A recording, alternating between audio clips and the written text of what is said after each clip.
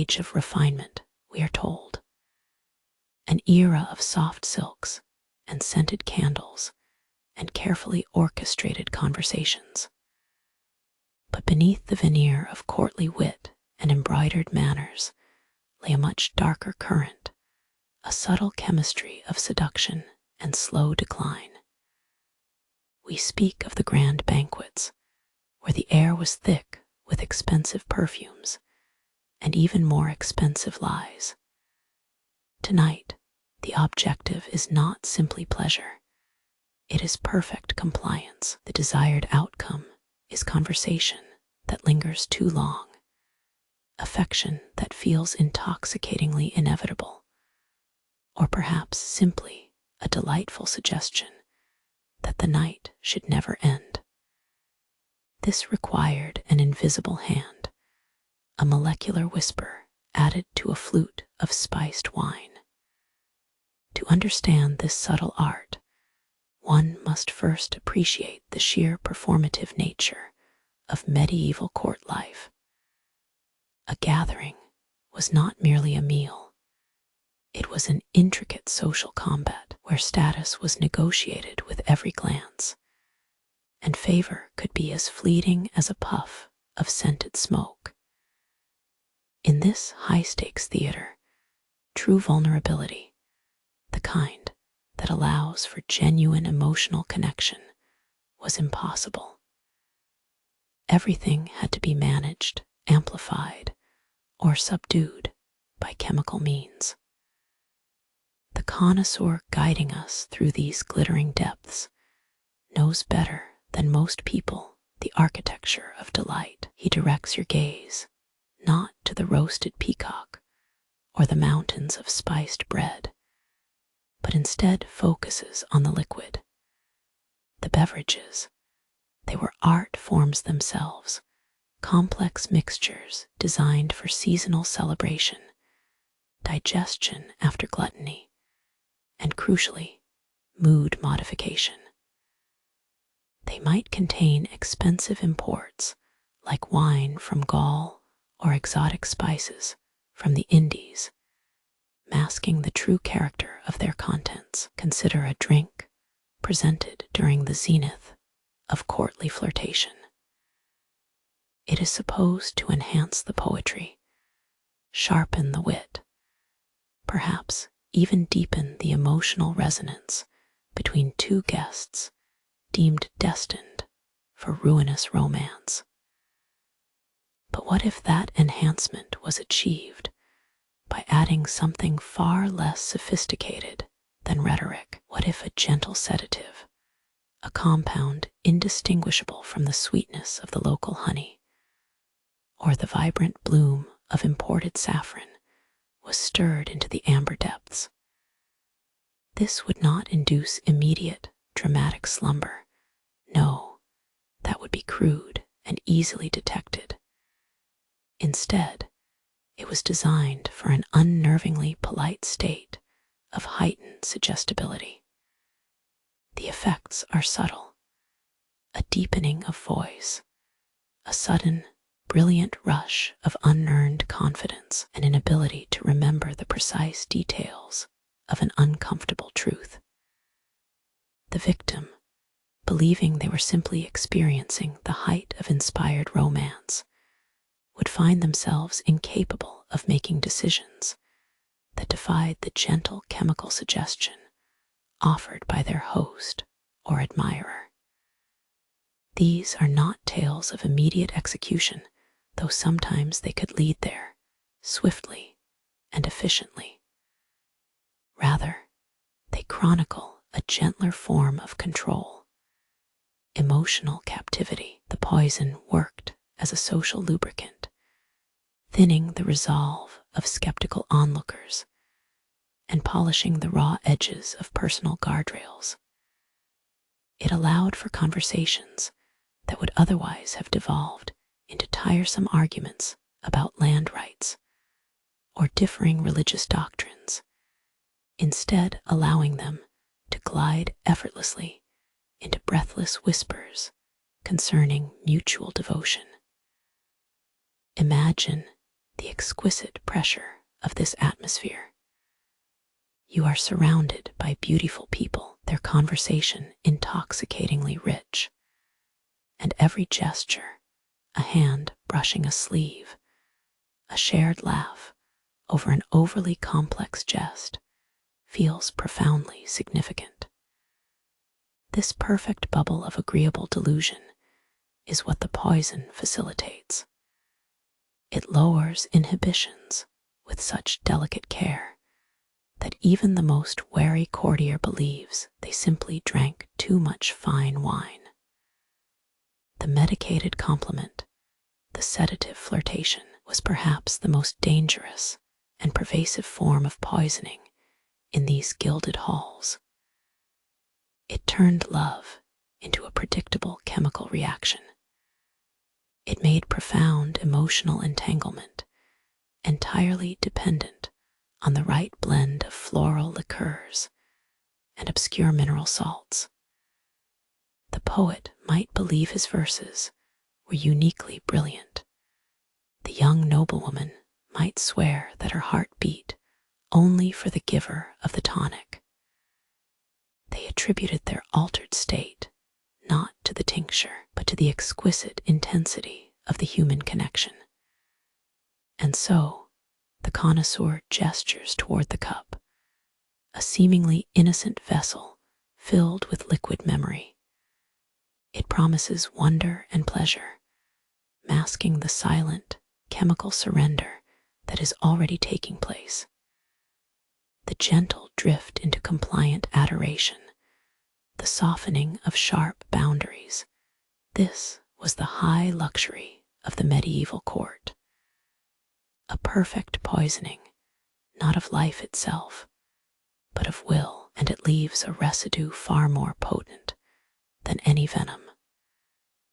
The exquisite yearning for the same dizzying enchantment to happen all over again. The glamour of the feast was certainly intoxicating, but true poisonistry is rarely confined to the chalice. The artistry of death found equally vibrant expression on the human canvas itself. If sedatives were used to quiet a restless spirit at the banquet table, toxins were employed with far greater vanity to enhance appearance, to give life a dangerous, unattainable sheen.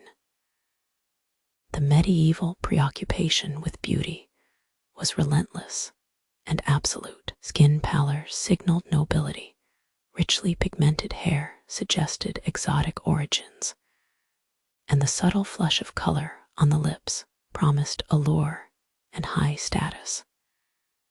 In this desperate pursuit of physical perfection, however, chemical prudence took a spectacular back seat to aesthetic whim. Beauty, it seemed, had become synonymous with lethal chemistry. Consider the humble rouge. It was meant to impart the gentle blush of health, or even romantic excitement upon the cheeks. What ingredients did medieval apothecaries deem fit for such a delicate touch? The historical record paints a picture not of natural berries and pigments, but of heavy metals, minerals ground into fine dusts that offered a dazzling depth of color alongside an increasingly worrying array of side effects. Arsenic. This infamous white powder, the bane of countless fictionalized villains, was alarmingly common in makeup chests. It provided a beautiful, persistent luminosity, lending the wearer an almost otherworldly glow. To treat such slow-acting death as merely a cosmetic flaw, a slightly imperfect pallor that required the quick fix of ground arsenic, is to grasp the sheer audacity of historical human vanity. The cost of looking magnificent suddenly outweighed the risk of surviving. This dangerous trend wasn't limited to simple pigments. Hair dyes, intended to achieve the coveted shade of raven black, or deep mahogany sometimes involved the use of mercury salts. While effective and durable, lasting seasons on fashionable tresses, mercury is a systemic poison that attacks the nervous system, skin, and kidneys over time. The pursuit of perfect coiffure thus became a slow, toxic drip, feeding into one's own bodily demise. The glittering promise of the hairbrush concealed chemical attrition. The concept of scented beauty also harbored lethal potential. Perfumes were not simply oils extracted from fragrant blossoms. They were complex blends, often incorporating resins and fixatives derived from highly poisonous sources. Some exotic barks or incense, burned for their purportedly intoxicating aroma during ceremonial rituals, contained compounds that induced hallucinations, respiratory distress, or outright cardiac failure. The very act of scented living became a gamble with vital functions. And then there were the shampoos and washes, the elaborate grooming rituals that served not only to cleanse, but also to transform. Some ancient cosmetic recipes called for ingredients like antimony sulfide, prized not just for its purifying qualities, but for the peculiar sheen it imparted to skin or treated nails. While perhaps functional in a rudimentary sense, these compounds often proved highly corrosive upon repeated use, leading to severe dermatitis and chronic tissue damage. The overarching message emanating from this dim, dusty realm of medieval beauty is one of profound contradiction. Society, obsessed over appearance, spending vast resources on perfecting the self, and yet the very substances required for that perfection were inherently destabilizing to the life that sought to display them. It was a deadly exchange, momentary glory for sustained vitality. The connoisseur character through this toxic museum of adornment with an air of detached appraisal. He examines a small lacquered box containing mineral powders and carefully brushes one up, noting how the brilliant white dust catches the flickering candlelight. The implied conversation is filled with darkly witty commentary on self-sabotage. How could one devote such meticulous care to one's outward presentation, using such beautifully toxic materials? It suggests a deep psychological need, the desperate desire for approval that superseded basic biological survival. It is fascinating, in a horrifying sort of way, how easily the useful and the lethal merged in the medieval imagination. An ingredient meant to brighten the complexion could simultaneously degrade the liver. A dye designed to enhance status could ensure premature demise. The sheer weight of this accumulated, unnecessary danger, it speaks volumes about an era where appearance was not merely encouraged, it was mandated as a marker of social value and existence itself. Beauty, in these annals, was less an intrinsic state and more a deadly, chemically derived performance art. We've already navigated the subtle sedations of courtly flirtation and the deadly glitter of aesthetic vanity. We have seen how arsenic could enhance a smile, or how hemlock could ensure perfect emotional compliance. But even in the grand architecture of medieval life, there were moments where the danger wasn't whispered across polished mahogany. It was bubbling, steeping, and emanating directly from the kitchen hearth itself. If beauty was fatal, then oblivion was merely inconvenient. Welcome to the heart of the aristocratic household, a place designed for comfort, excess, and ultimately questionable digestive chemistry. We are standing now in a space meant to process great banquets, the clatter of silver, the steam from medicinal poultices, the sticky perfume of expensive wines that were consumed far too quickly. Here, the focus shifts entirely from manipulation to remedy, and this shift is perhaps even more sinister if you found yourself bloated after a lavish meal, suffering the regrettable aftermath of 3 courses too many and an overabundance of dubious vintage. What was your recourse? The physicians, bless their scholarly but ultimately doomed hearts, prescribed tonics, digestives, cure-all concoctions that tasted suspiciously like spoiled root vegetables mixed with expensive bile. These remedies were not designed to simply restore equilibrium. They were potent statements about the culture of excess. The concept of the hangover cure in the medieval era was fascinatingly perilous. The wealthy did not approach a dull headache as a natural physiological occurrence. It was viewed, rather, as an imbalance that required aggressive medicinal intervention. They believed intensely in the power of herbal synergy, the idea that enough strange and potent plants mixed together could correct any spiritual or physical transgression. These cures were typically administered hours after the initial intoxication had peaked, when the body was already struggling to process alcohol and excessive fats. The remedies themselves formed an elaborate chemical gauntlet.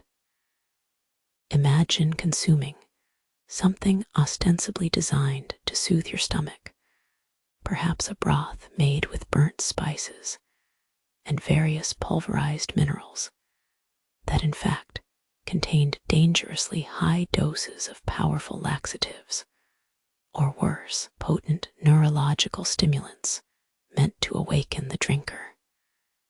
The medicinal approach was fundamentally flawed because it ignored 2 critical variables: individual toxicology and the sheer potency imbalance created by aristocratic self-medication.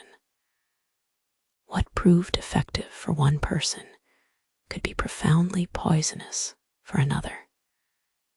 The remedy often contained ingredients already at the upper limit of tolerable dosing, minerals like calomel, powerful purgatives derived from rhubarb, or even strong psychoactive herbs meant to accelerate the recovery process. Consider the common trope, the overly medicated courtly flirtation, which we examined earlier, relying on a sedative that kept the victim pliable and emotionally open. Now, consider the cure for the subsequent malaise, a concoction that promised physical pliability at all costs. The cycle was terrifyingly complete: an initial dose to ensure engagement, followed by a recovery drink designed to suppress any lingering unpleasantness, ensuring the social performance continued unabated. These digestives were often less about digestion and more about asserting dominance over discomfort. They demanded that you not only attend the banquet, but that you also recover from it in an aggressively artificial manner. Failing to consume your potent, complex restorative draft was seen not merely as a refusal of medicine, but as a social failure, a sign that you were insufficient, or perhaps even subtly diseased. The most overlooked aspect of this chapter is the casual way death and detoxification intersected within the daily routines of the elite kitchen. These culinary remedies weren't always ingested with the wine. They could appear in teas, specialized cleansing broths meant to treat general vapors, or layered into restorative pastries. They were sold alongside sweetmeats, a deadly juxtaposition that speaks volumes about medieval priorities. The practitioners who created these mixtures, often operating at the confluence of herbalism and nascent pseudoscience, viewed poison not merely as a weapon, but as a raw chemical building block.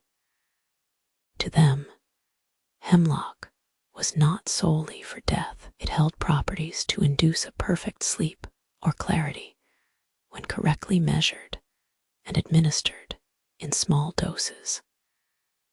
Similarly, certain alkaloids found in nightshade were marketed as gentle tonics capable of banishing melancholic humors, a far cry from their deadly potential.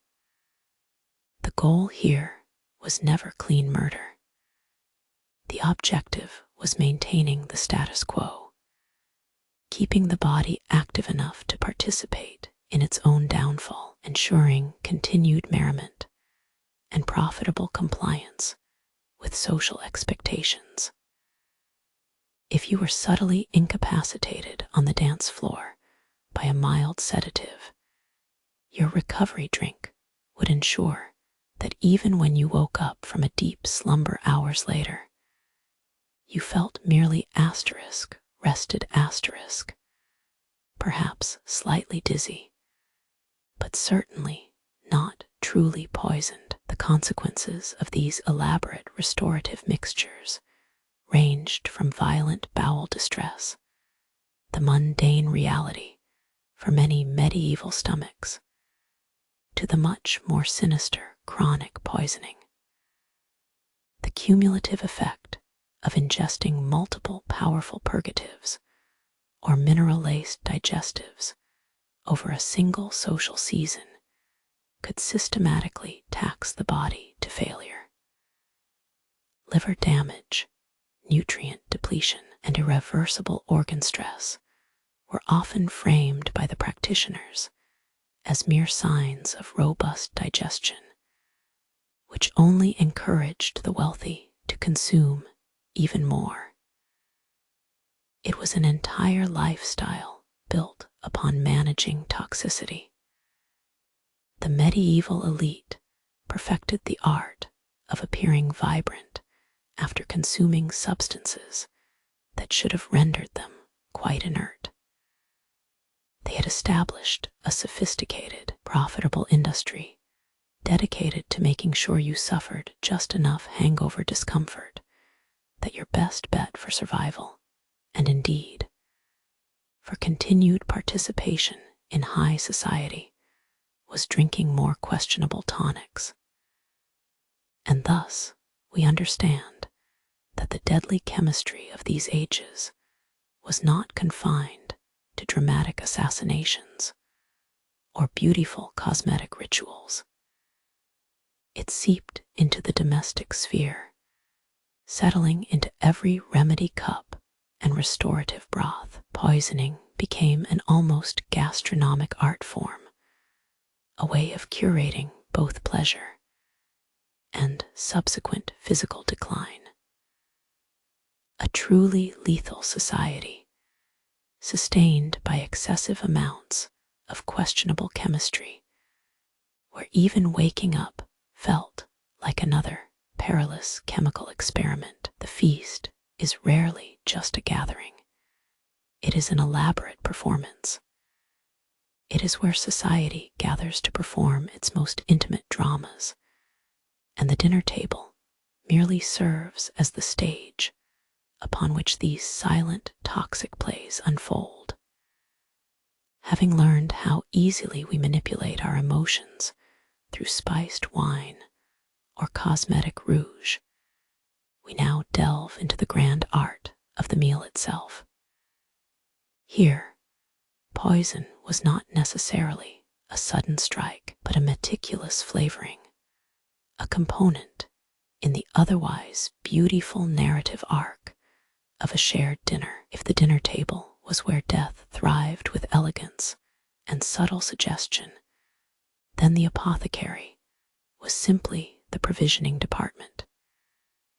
It is here that our lethal narrative takes a decidedly more mundane turn, yet no less sinister. Imagine stepping across a threshold into an ancient market stall, a place where life's remedies were sold in terrifying proximity to its perfect end. This was not a highly regulated pharmaceutical operation as we know it. It was a collection of dubious stalls overseen by individuals who treated toxicology with the casual air of recommending a seasonal biscuit. In these crowded, noisy markets, death wasn't whispered about only among courtiers. It was simply part of inventory. Hemlock, belladonna, arsenic. These powerful compounds were purchased alongside soothing herbal teas meant for simple indigestion, or sometimes, ironically, beside dyes intended to give the linens a pleasingly vibrant hue. The poison connoisseur in us realizes that by the medieval mind, these substances occupied the same category of commodity, things useful enough to keep on hand. We move through stacks of labeled jars and bundles of dried roots. Here, hemlock, the deadly plant featured prominently in the demise of Socrates, was bought with the same nonchalance as a pod of peppermint leaves meant to aid digestion. The vendors would speak of dosages not in milligrams or micrograms, but in vague pronouncements about a pinch or 3 wisps, measurements based on instinct and prevailing superstition rather than scientific accuracy. The sheer regulatory vacuum is perhaps the most chilling aspect of this chapter. If you needed a mild sedative to ensure a flirtation lasted until dawn, you could purchase it alongside cheap laxatives meant for general public use. There was no separation between chemistry and common goods, between domestic remedy and exotic toxin. Life and death were shelved side by side, labeled only by their botanical origin. Consider the casual transaction involving arsenic.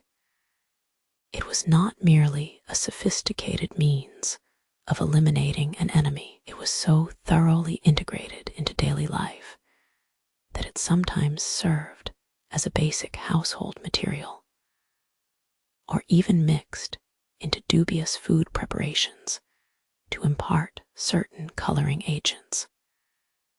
We are talking about buying potential death simply because it offered structural utility, demonstrating how deeply lethal compounds infiltrated the very mundane fabric of existence. This environment suggests a fundamental philosophical acceptance of risk. To live in such a world was to live at the edge of toxicity.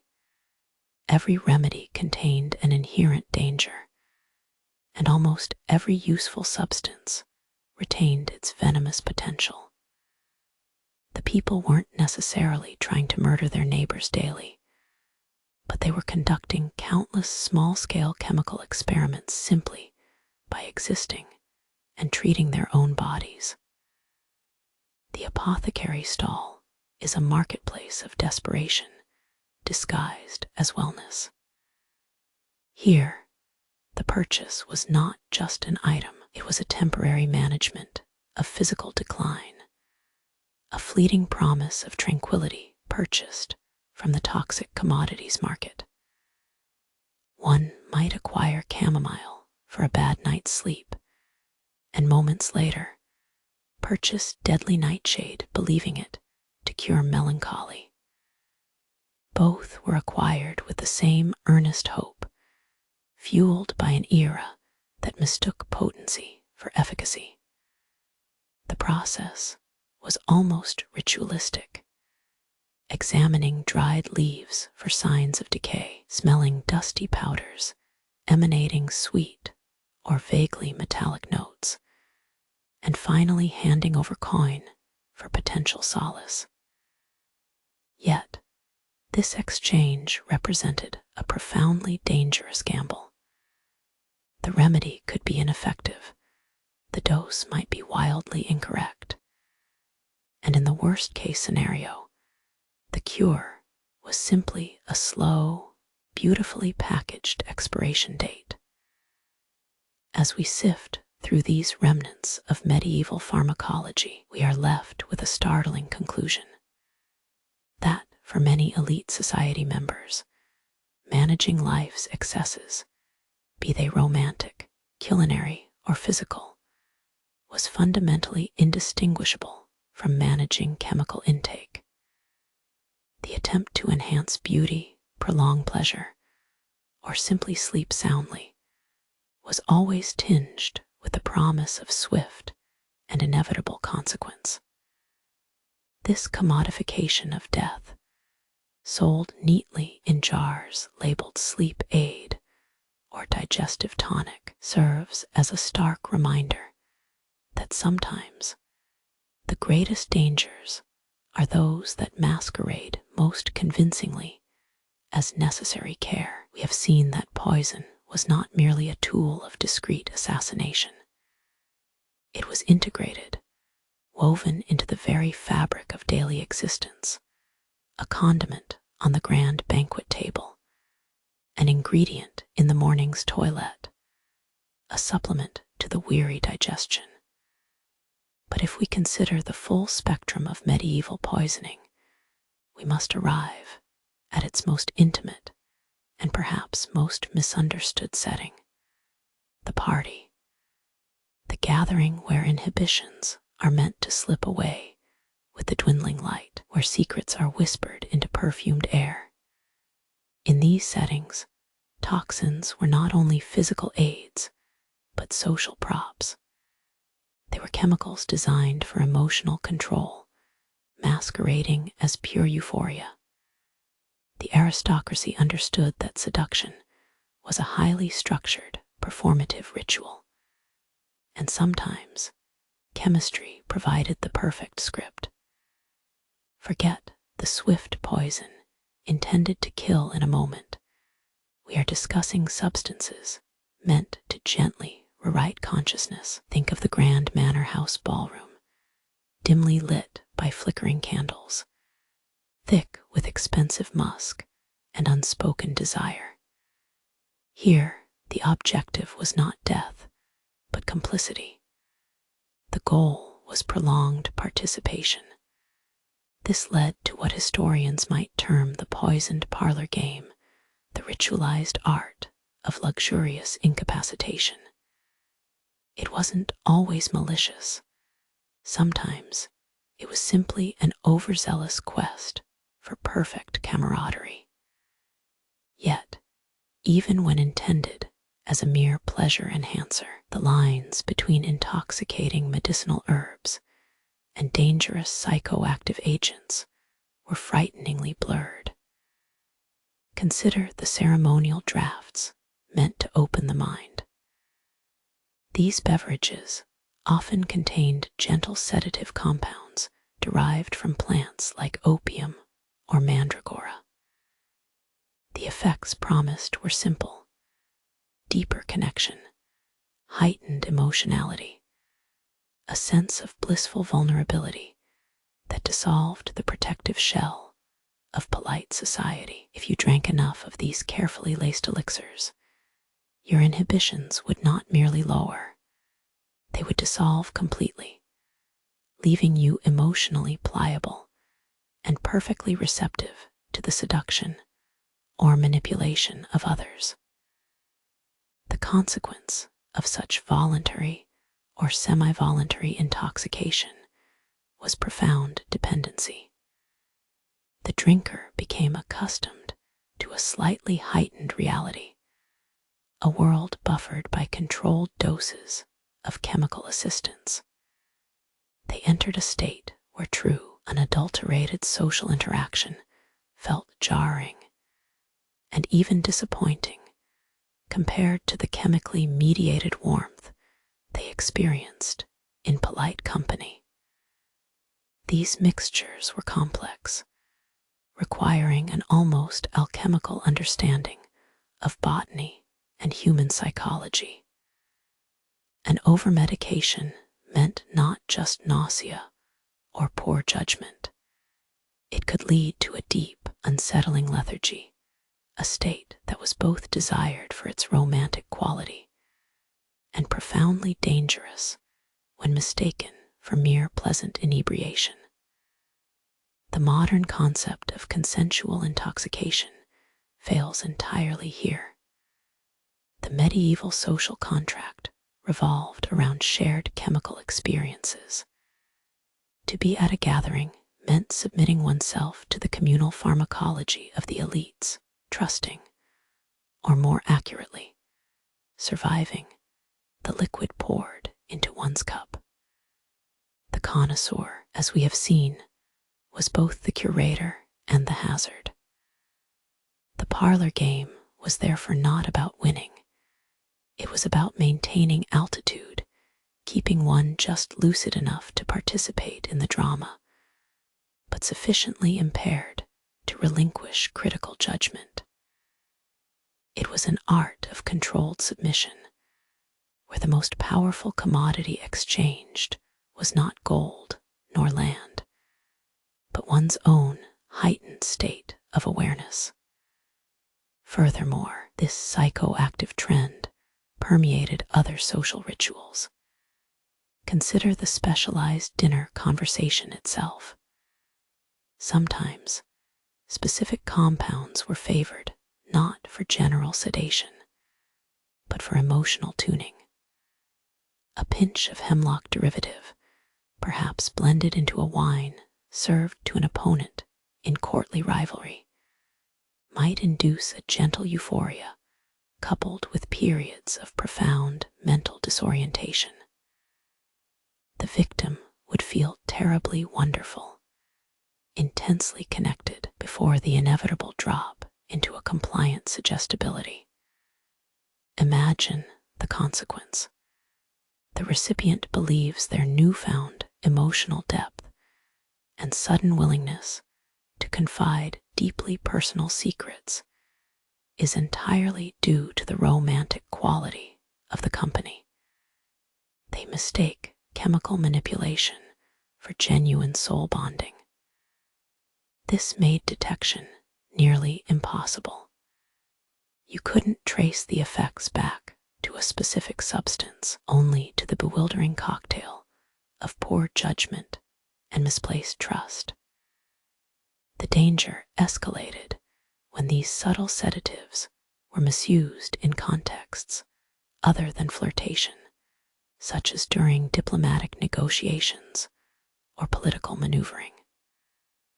A minor antagonist might be given a relaxation tonic before meeting with foreign envoys, ensuring they approach the discussion feeling unduly generous, overly trusting, or perhaps even sweetly docile. The subtlety of poisoning was its greatest weapon.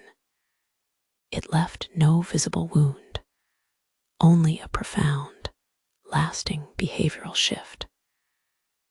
The narrative inherent in these parlor games is one of escalating risk among those who consider themselves sophisticated enough to navigate its pitfalls.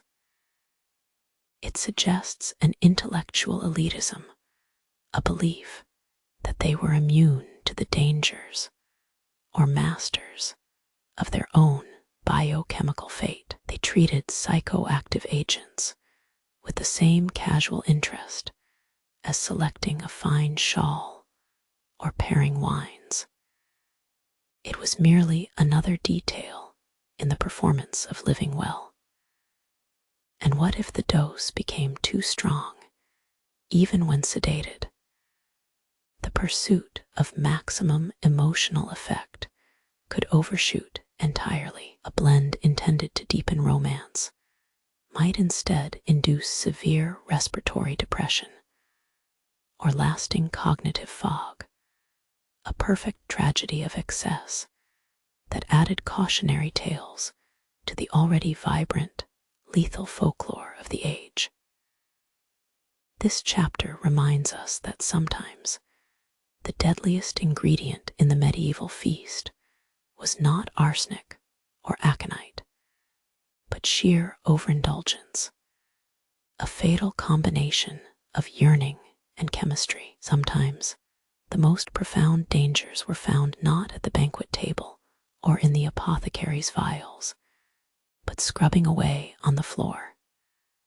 Our previous chapters have traced a trajectory of lethal luxury: the sedative sip, the arsenic rouge, the curative digestive that ensured compliance.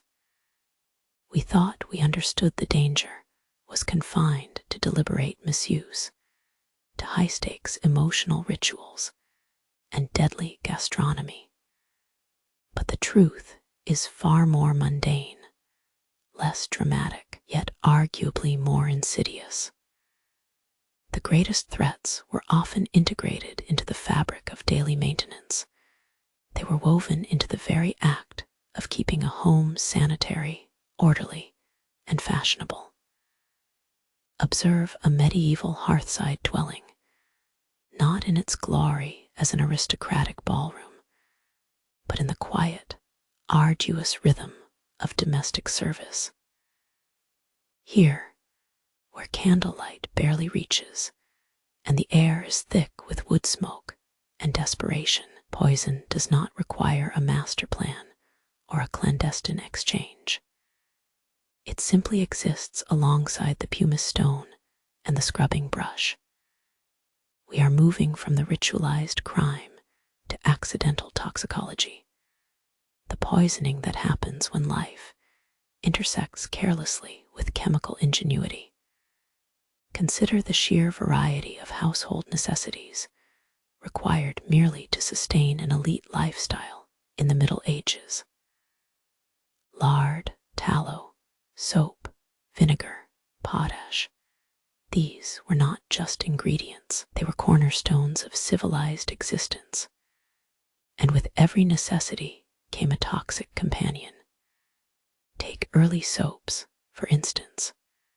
Soap making was chemically complex, often relying on leaching materials and strong alkalis to separate fat from oil. These processes utilized lye derived from wood ash or niter, substances which, while intended for cleansing grime, were intensely caustic when handled improperly or absorbed over time.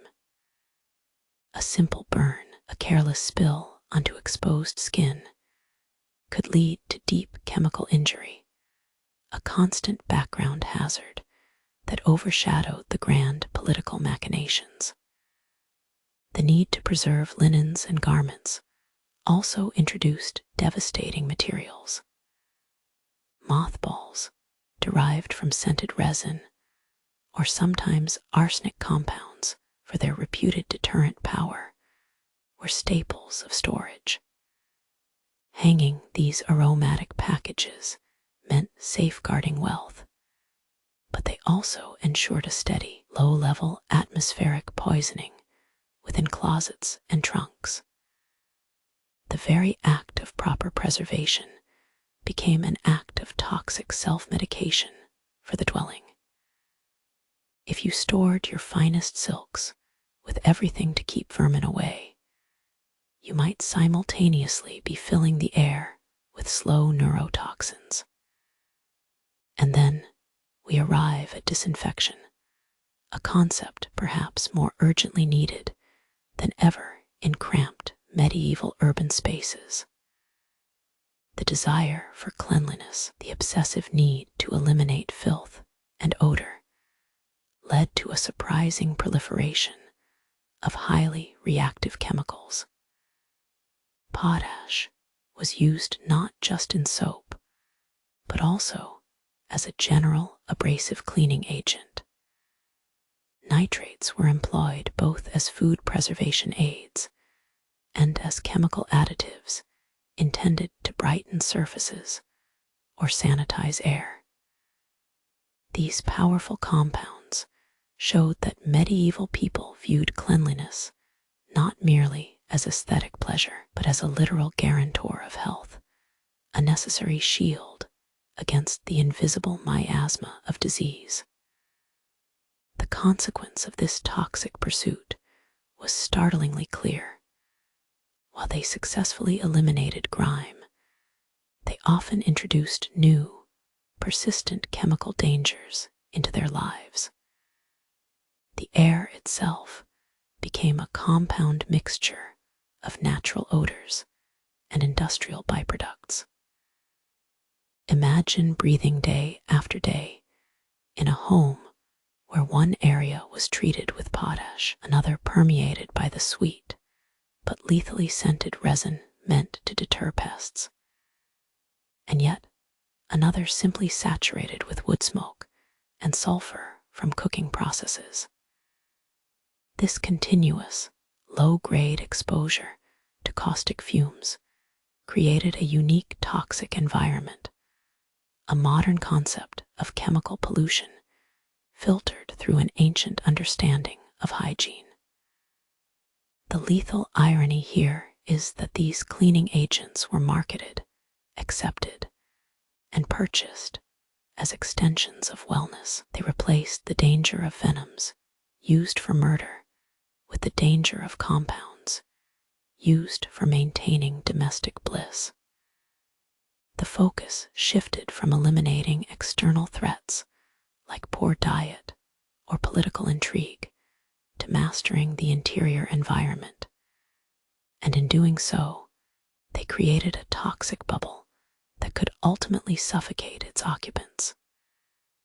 The sheer normalization of these deadly processes is what makes this chapter so unsettling.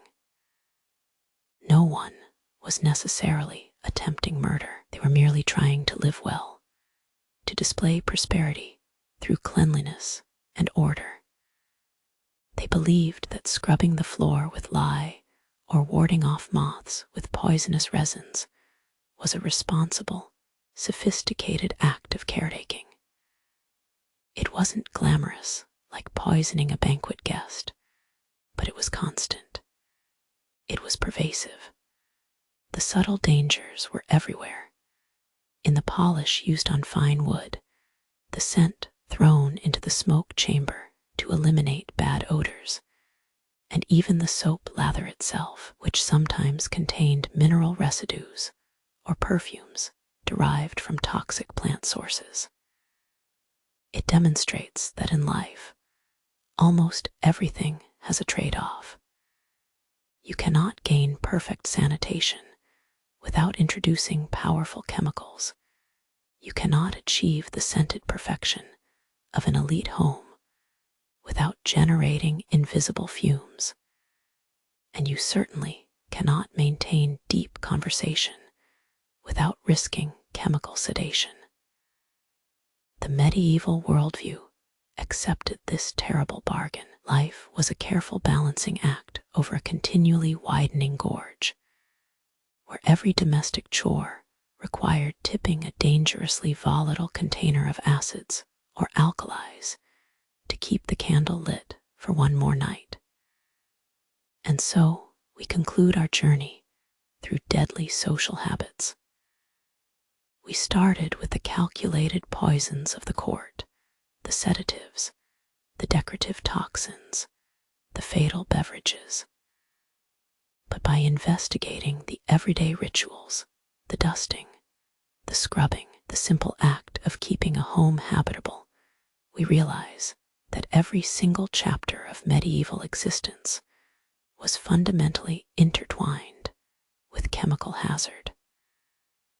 Death wasn't merely an option. It was often a byproduct of ambition, luxury, or simply trying to get rid of bad smells. It is this chilling realization of the ubiquity of the danger, from the exotic lethal powder in the rouge to the mundane corrosive agents in the laundry wash, that leaves us with a profound sense of darkly informed unease. Concluding our meditation on how deeply ingrained and inescapable death was within the very concept of flourishing life, we thought we knew the boundaries of danger. We had seen the subtle poisoning in a lavish banquet, understood the arsenic dusting off the rouge palette, and recognized the fatal hazards hidden within the seemingly innocent domestic soap box. But to believe that danger was confined only to the consumption experience, to the meal, or the lotion, was to vastly underestimate the era's dedication to aesthetic excess. The medieval obsession with decoration, with ornamentation, created an entirely separate, equally perilous frontier of toxicology.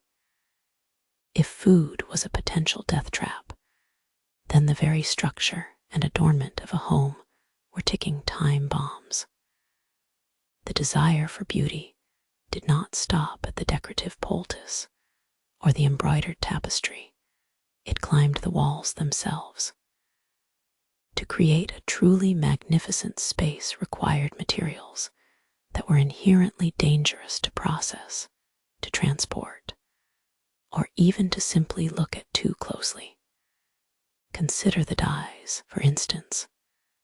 The vibrant reds and deep purples favored by the aristocracy demanded pigments derived from toxic sources. Tyrian purple itself, while perhaps not acutely poisonous in the manner of arsenic, was created through painstaking processes involving mollusks and volatile organic compounds that were often handled in ways detrimental to human life. A slow chemical exposure incorporated into the very fabric of perceived luxury. And then there were the scents. The medieval household was a sensory overload, striving desperately for an atmosphere of perpetual springtime court. To mask the odors of sewage, unwashed crowds, and industrial soot, scented candles, exotic incense, and burned herbs became cornerstones of interior design. But these aromatic wonders carried their own lethal baggage.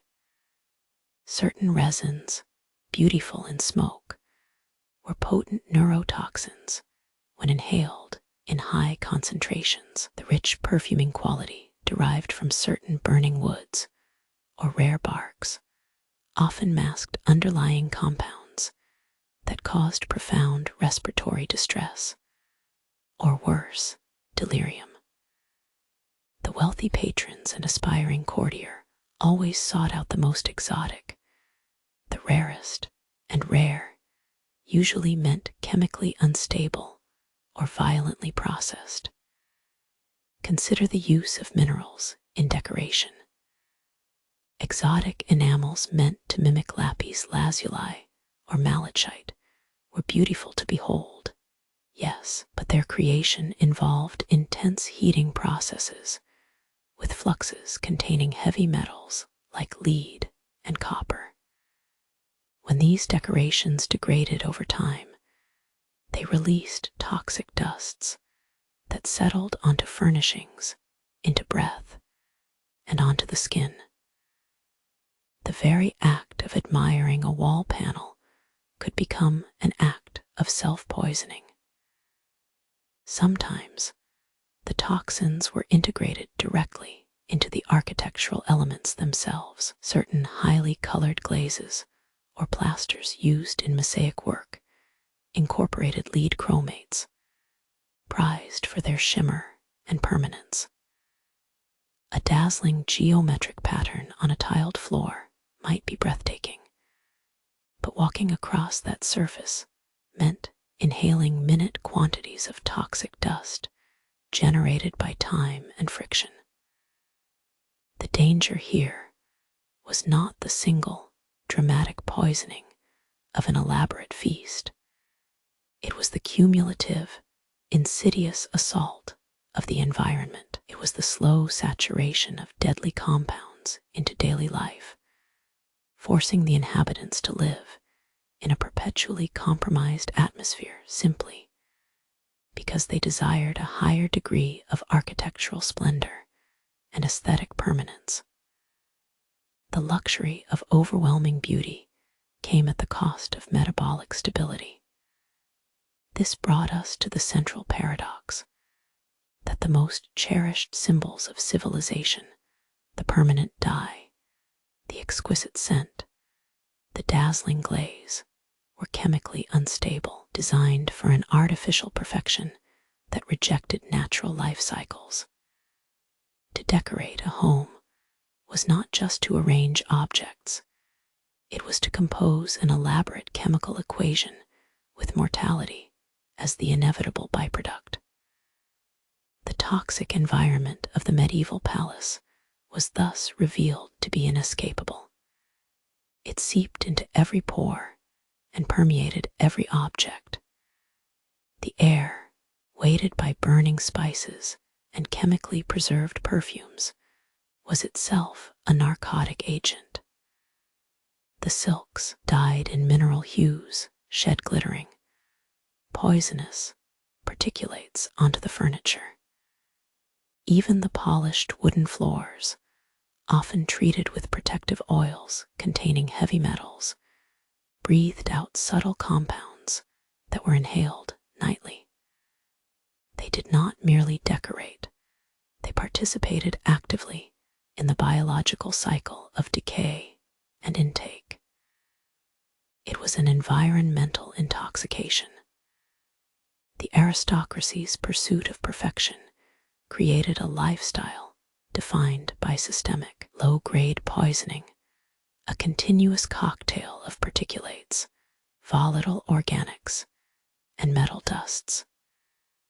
It meant that even when they were not drinking hemlock or applying poisoned rouge, their very dwelling was administering a lethal dose, one beautiful, fragrant day at a time.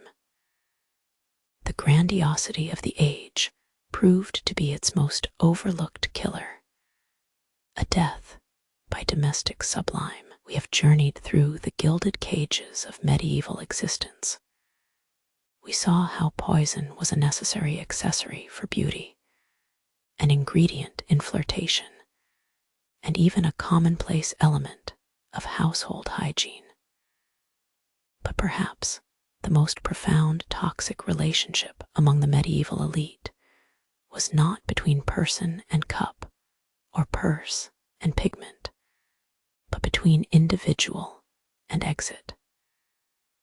In these courts of magnificent excess, life itself became highly managed, a curated performance demanding constant maintenance, a subtle negotiation with eventual decay.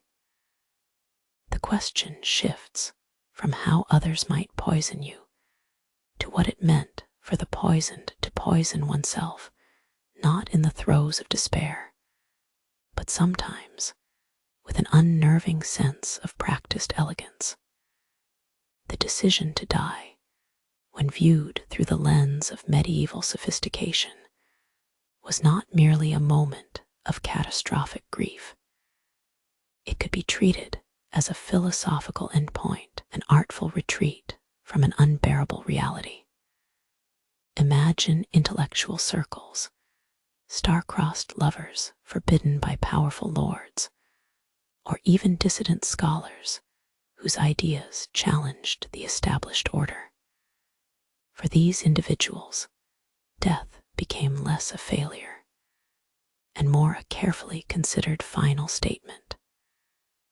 A refusal to merely fade away into obscurity was replaced by the dramatic, indelible punctuation mark of a self-administered end. This process required considerable artistic planning.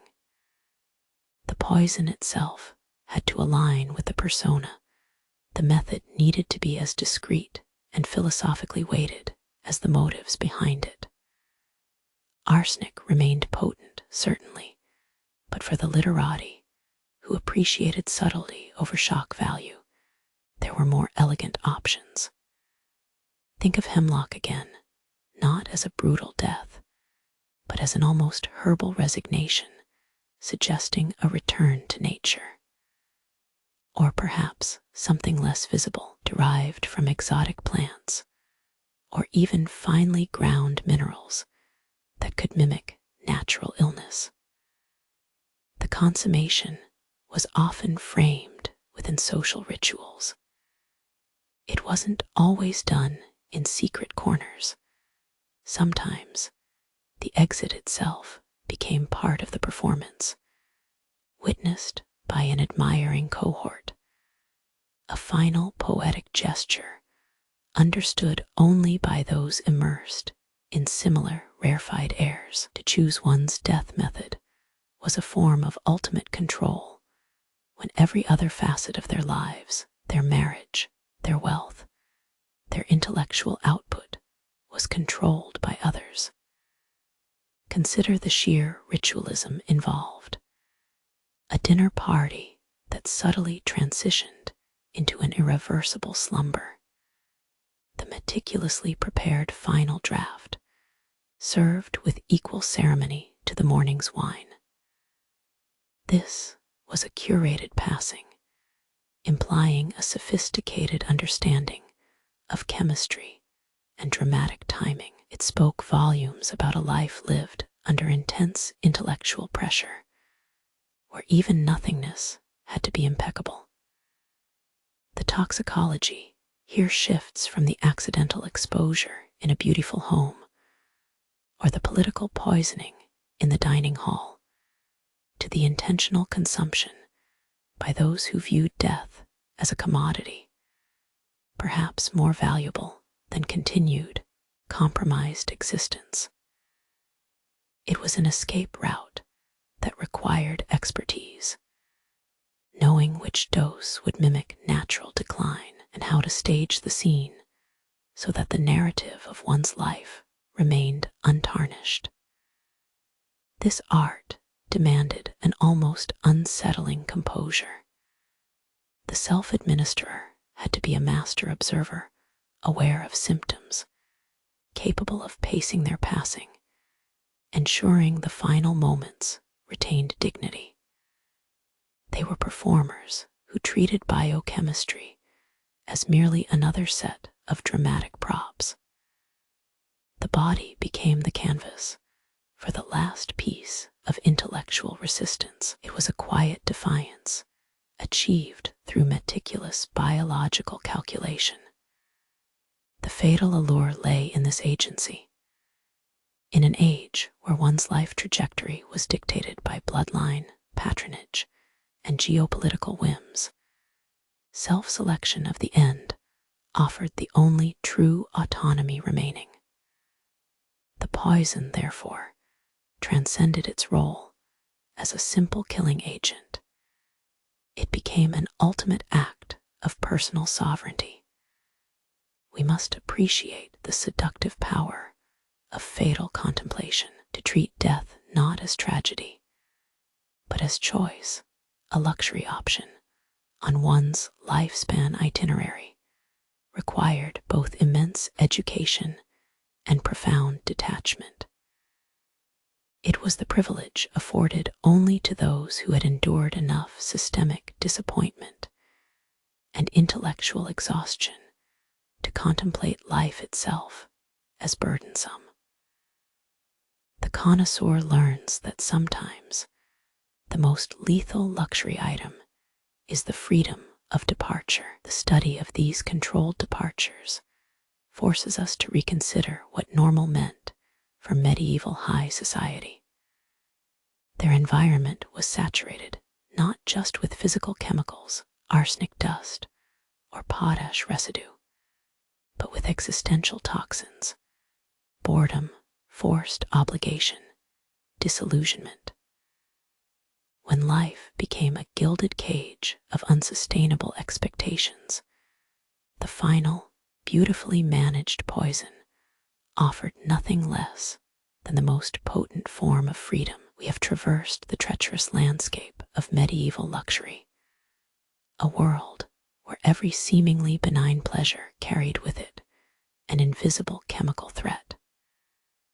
From the subtle sedatives in a flirtatious cup to the glittering toxicity of a cosmetic rouge, we learned that life and death shared remarkably close shelves within the illuminated halls of high society. The poisons were not merely weapons wielded by villains. They were reagents for lifestyle, tools integrated into courtship, grooming, even simple domestic maintenance. They were, in a word, part of the opulent routine. And now, as we draw this curtain on the toxic pageant of medieval existence, it feels natural to wonder about the final moments, the sleep itself. What became of the body when the festivities faded and the gilded comforts receded? The slumber was never truly peaceful in these societies. Even rest required a highly medicated cocktail of herbs, minerals, and occasionally slow-acting toxins. Consider the simple act of retiring to bed. Sleep was viewed not just as biological necessity, but as a profound state requiring medicinal assistance. The weight of constant excess, the sheer expenditure of wealth on self-enhancement, left the body in a fragile, chemically saturated condition. To ensure deep sleep, the last civilized escape from the vigilance required by court life, one often relied upon powerful soporifics. These sleep aids were complex blends containing everything from potent mild narcotics to heavy sedatives derived from plants like poppy or mandrake root. These weren't simple herbal teas, mind you. They were highly calibrated rituals, administered under the watchful, if equally questionable, eye of an apothecary. The goal was absolute oblivion, a deep, uninterrupted passage into unconsciousness, allowing the body to process the day's extravagant excesses and maintaining the perfect facade of aristocratic health. The danger lay in the cumulative nature of these remedies. A patron might receive a draught at the banquet for improved digestion, another scented tonic later to aid emotional calming, followed by a specialized blend designed simply to deepen sleep. Each application was meant to be benign, a controlled dosing toward restorative slumber. Yet, when disparate chemical compounds were blended together in such concentrated doses, the body had no time or system to differentiate between medicinal support and outright overdose. The final act of the medieval evening could therefore become a confluence of chemically induced stupor. We are speaking here not of immediate, catastrophic poisoning, but of a deeply insidious form of sedation. The arsenic we encountered in earlier chapters, the dazzling rouge, the supposed hangover cure, had its place in these nightly routines as well. It wasn't necessarily administered for acute toxicity, but often in extremely small, controlled doses meant to sweeten or mask the potent medicinal flavors, giving a false sense of safety and luxury.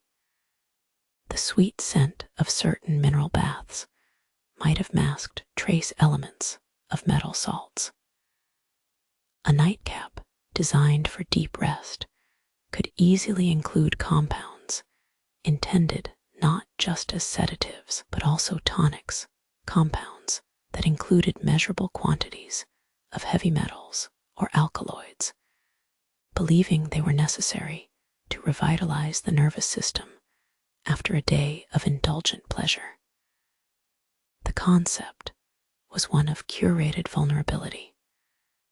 The elite sought not only fleeting moments of joy and intoxication during the day, but continuous, chemically managed periods of rest at night. They needed their bodies to perform flawlessly from dawn until dusk, maintaining an image of vibrant, careless health, regardless of the internal chemical cocktail coursing through their veins. It is vital to understand that death was often mistaken for deep sleep.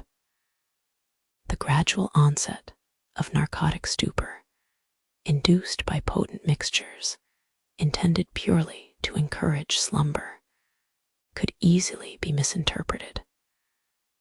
A man who fell into a chemically mediated coma might have been dismissed simply as having consumed too much good wine and excellent opiates, attributing his profound decline not to systemic failure, but merely to the robust effects of a lavish night.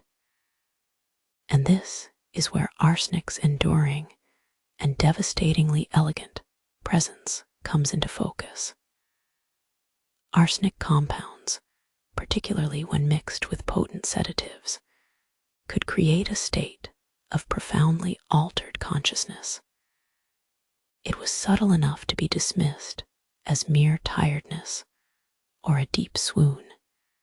Its effects mimicked the exhaustion that followed intense revelry. The body simply believed it had been permitted such an extreme rest, forgetting the toxic ledger kept by the chemists and apothecaries.